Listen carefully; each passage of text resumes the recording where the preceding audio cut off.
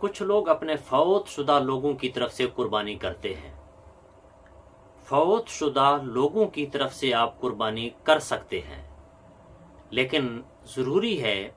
کہ پہلے آپ اپنی واجب قربانی ادا کریں، اس کے بعد آپ کے پاس گنجائش ہے تو آپ اپنے کسی عزیز کی طرف سے جو دنیا میں ہے یا فوت ہو گیا تو آپ کسی کی طرف سے بھی قربانی کر سکتے ہیں، لیکن پہلے آپ نے اپنی واجب قربانی ادا کی ہو۔ کچھ لوگ جو قربانی کرنا ان پر لازم ہے وہ اپنی طرف سے قربانی کرنے کے بجائے کہتے ہیں کہ یہ میرے باپ کی قربانی میں ہر سال کرتا ہوں جو کہ فوت ہو گیا تو میں نے ان کی طرف سے قربانی کرنی ہے۔ بھائی یہ طریقہ غلط ہے۔ آپ پر سب سے پہلے آپ کی اپنی واجب قربانی لازم ہے۔ آپ سب سے پہلے جس بندے کے پاس رقم ہے، پیسہ ہے، وہ سب سے پہلے اپنی طرف سے ایک جانور کو ذبح کرے۔ اس کے بعد اس کے پاس گنجائش ہے تو فوت شدہ لوگوں کی طرف سے بھی قربانی کر سکتا ہے، زندہ لوگوں کی طرف سے بھی قربانی کر سکتا ہے، نابالغ لوگوں کی طرف سے بھی قربانی کر سکتا ہے، حضور اکرم صلی اللہ علیہ وآلہ وسلم کی طرف سے بھی قربانی کر سکتا ہے، اسی طرح اولیاء کے نام کا بھی قربانی کر سکتا ہے، لیکن شرط یہ ہے کہ پہلے اگر وہ صاحب نصاب ہے تو اپنی واجب قربانی ادا کرے۔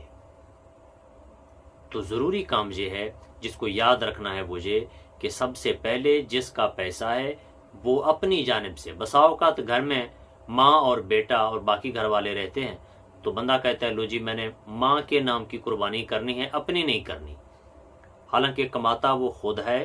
پیسے اس کے اپنے ہیں، قربانی اس پر لازم ہے، تو وہ بجائے اپنی طرف سے قربانی کرنے کے ماں کے نام کی قربانی کرتا ہے، تو یہ بھی ٹھیک نہیں ہے۔ ماں کے نام کی قربانی آپ تب کریں جب آپ نے اپنی واجب قربانی ادا کی ہو۔ اپنی واجب قربانی ادا کرنے کے بعد آپ کے پاس اگر رقم ہے تو ماں کی طرف سے کریں، بیوی کی طرف سے کریں، بیٹے کی طرف سے کریں، بیٹی کی طرف سے کریں، جس کی طرف سے کریں گے تو قربانی ہو جائے گی، لیکن پہلے آپ پر اپنی قربانی لازم ہے، وہ کریں، پھر اس کے بعد جس کے پاس رقم ہے اس کی طرف سے آپ قربانی پیش کر دیں۔